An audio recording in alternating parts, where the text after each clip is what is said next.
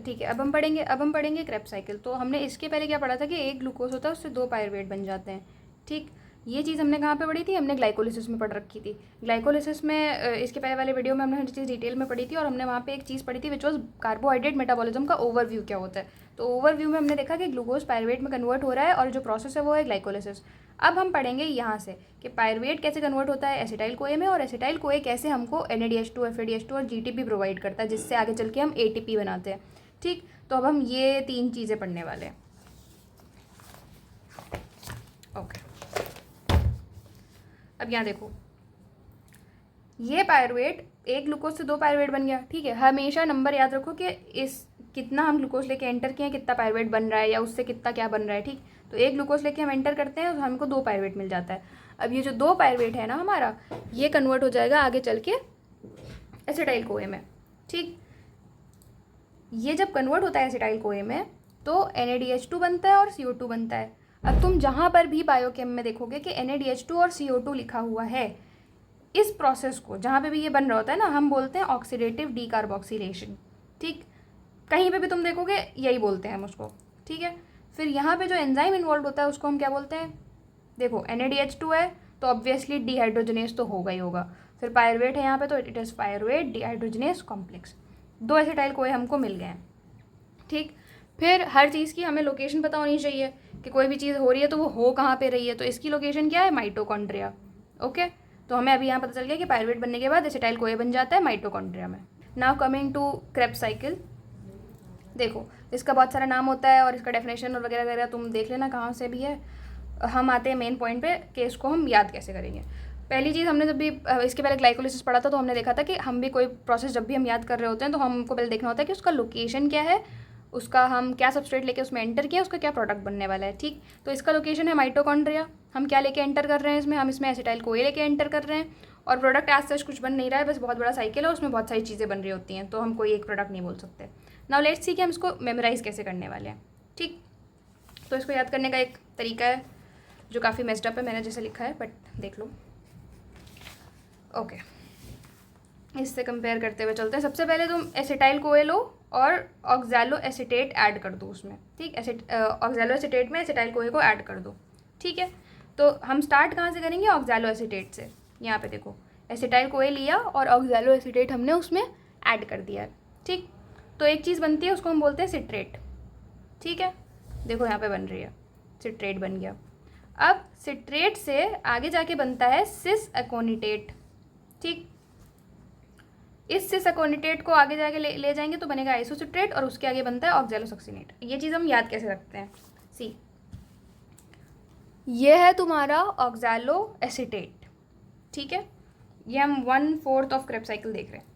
ये तुम्हारा oxalo acetate है, इसके बाद बनेगा सिट्रेट, उसके बाद बनेगा एकोनिटेट। तुमको एक नाम याद रखना है, aconitate.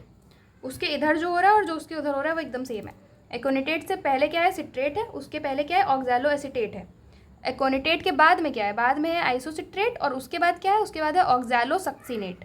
So you can see कि इसके पहले एक सिट्रेट है और उसके पहले एक ऑक्सैलो समथिंग समथिंग है, इसके बाद में भी एक सिट्रेट है और उसके बाद में एक ऑक्सैलो समथिंग समथिंग है। सो दिस इज हाउ तुम्हें आधी चीज़ याद हो गई।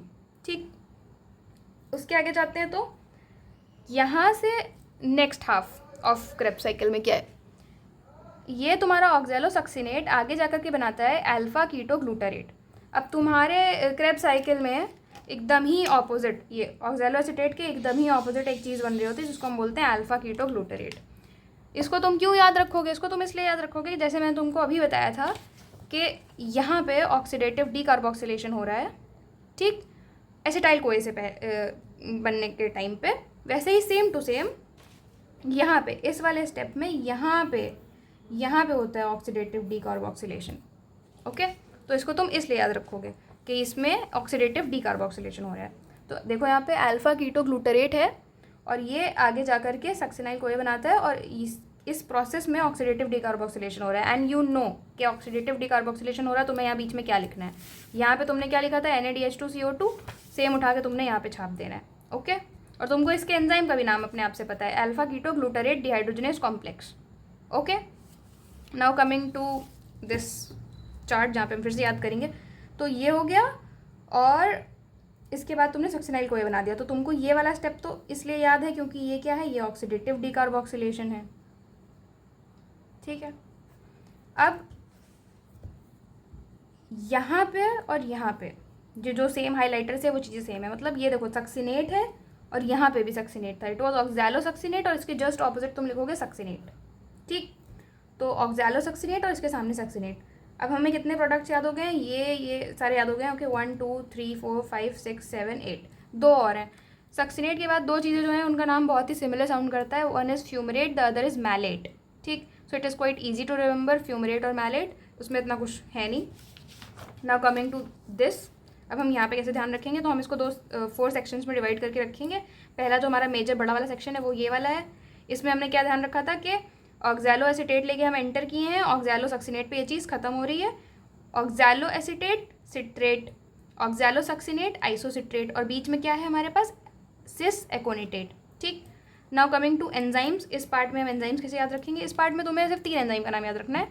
पहला है सिट्रेट सिंथेटेस, सिट्रेट बन रहा है यहाँ पे, तो जब कोई चीज़ बन रही है तो सिंथेसिस हो रही है, तो एंजाइम है सिट्रेट सिंथेटेस, ओके। उसके बाद ये एकोनिटेट है ना, एकोनिटेट के आगे पीछे दोनों ही उसके नाम के एंजाइम्स लगा दो, एकोनिटेस एकोनिटेस, ठीक। यहाँ पे अच्छी बात है कि तुमको 5-6 नाम याद नहीं रखने, तुम्हें 3 ही नाम याद रखना है, तो यहाँ पे दोनों एंजाइम सेम हो जाएगा। उसके आगे वाले 2 स्टेप्स में भी दोनों एंजाइम सेम हो जाएगा, आइसोसिट्रेट और आइसोसिट्रेट डिहाइड्रोजनेस और आइसोसिट्रेट डिहाइड्रोजनेस, यहाँ पे भी और यहाँ पे भी। अगर यहाँ पहले वाले स्टेप में देखो तुम, डिहाइड्रोजनेस हम यूज़ कर रहे हैं ना, तो NADH2 बनता है, ठीक है। और इसके दूसरे वाले स्टेप में भी यही एंजाइम यूज़ होता है, so this is isocitrate dehydrogenase, this is also isocitrate dehydrogenase. यहाँ तक का हो गया, ओके। अब यहाँ से यहाँ तो तुमको एंजाइम का नाम याद ही है, CO2 एक रिलीज़ हो रहा है, तो ये याद रखो कि अल्फा कीटोग्लूटारेट के बाद भी CO2 रिलीज़ होता है, पहले भी CO2 रिलीज़ होता है, तो दैट्स हाउ यू रिमेंबर कि CO2 के साथ क्या हो रहा है, ओके। इस एंजाइम का भी तुमको नाम याद ही है, alpha ketoglutarate dehydrogenase complex NADH2 बन रहा है, राइट।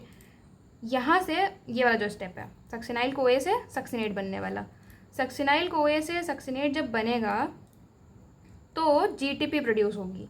अब GTP क्या है, जैसे ATP होती है एडेनोसिन ट्राइफॉस्फेट, वैसे ही GTP होती है, इसमें बस गोनोसिन होता है, न्यूक्लियोसाइड जो हमारा है वो अलग है, ठीक, जो बेस है हमारा वो अलग है। अब देखो सक्सिनेट ये है थायोकाइनेज, फॉस्फेट इन्वॉल्व है, तो एंजाइम का नाम क्या है, काइनेज, तो नाम ये भी तुम्हें याद हो जाएगा, इट इज सक्सिनेट थायोकाइनेज। उसके आगे हम आते हैं, सक्सिनेट के बाद क्या बना था, फ्यूमरेट और मैलेट बन रहा था, ठीक है। सक्सिनेट से जब फ्यूमरेट बनता है, देखो ये F से फ्यूमरेट है ना, जहाँ पे तुमको पहला F मिलेगा इस पूरे साइकिल में, वहीं पे तुम्हारा FADH2 बनने वाला है, ठीक। So that's how you remember कि FADH2 कहाँ पे बनेगा। अब FADH2 बन गया है तो एंजाइम का नाम क्या होगा, डिहाइड्रोजनेज हो जाएगा। सबस्ट्रेट क्या था, सक्सिनेट था, तो सक्सिनेट डिहाइड्रोजनेज। उसके बाद फ्यूमरेट से बन जाता है मैलेट, ठीक। अब यहाँ पे इसका नाम क्या है, फ्यूमरेट सबस्ट्रेट था हमारा, एंजाइम का नाम क्या है, फ्यूमरेज। मैलेट से फिर ऑक्सैलोएसिटिक एसिड बन जाता है, there is production of NADH2, तो यहाँ पे एंजाइम फिर से हो जाएगा मैलेट डिहाइड्रोजनेज, ओके।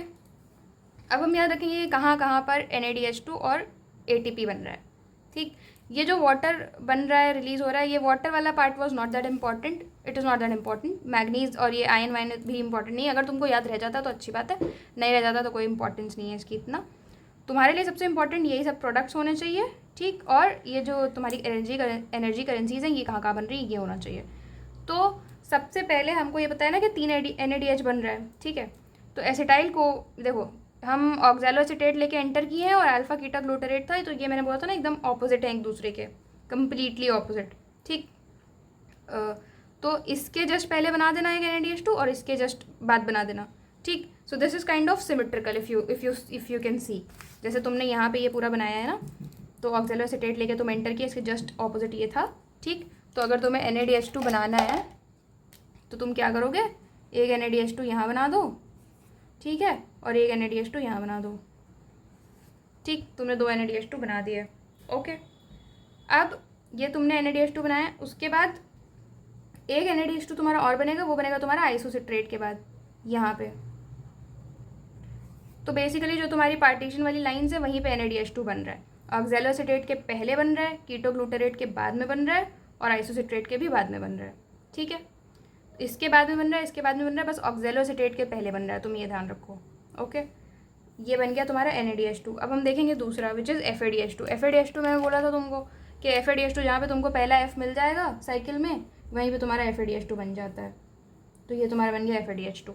ठीक, रही बात ATP की या GTP की, तो वो तुम्हारी कहाँ पे बनेगी, वो तुम्हारी बनेगी यहाँ पे FADH2 से जस्ट पहले। तो आई होप यू अंडरस्टूड के साइकिल का क्या सीन है, कैसे बन रहा है सब कुछ। एक बार मैं और रिवाइज करा देती हूँ। Also there is a mnemonic जो मैंने बनाया था इसके सारे प्रोडक्ट्स के लिए।